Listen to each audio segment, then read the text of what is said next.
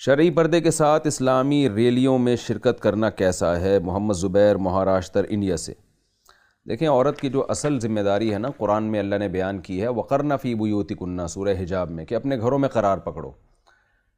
تو عورت کو اصل میں اللہ نے گھرداری کے لیے بنایا، مرد کو گھر کے باہر کے کاموں کے لیے بنایا ہے۔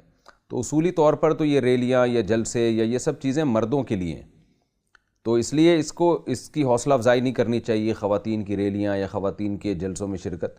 لیکن بہرحال بعض دفعہ سیاسی مجبوری ہو یا کوئی مطالبہ منوانا ہو، اور مطالبہ بھی ایسا ہو جس کا عام لوگوں کے مفاد سے گہرا تعلق ہو، تو اس میں اگر خواتین کی ریلی ضروری ہو تو پھر اس میں شرکت کی گنجائش ہے۔ اس میں بھی یہی ہے کہ مخلوط ماحول نہ ہو اور پردے کی پابندی ہو۔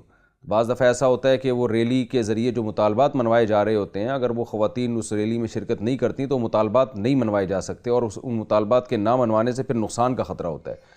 تو اب یہ فیصلہ اسی وقت کیا جائے گا جب ریلی کی نوعیت دیکھی جائے گی۔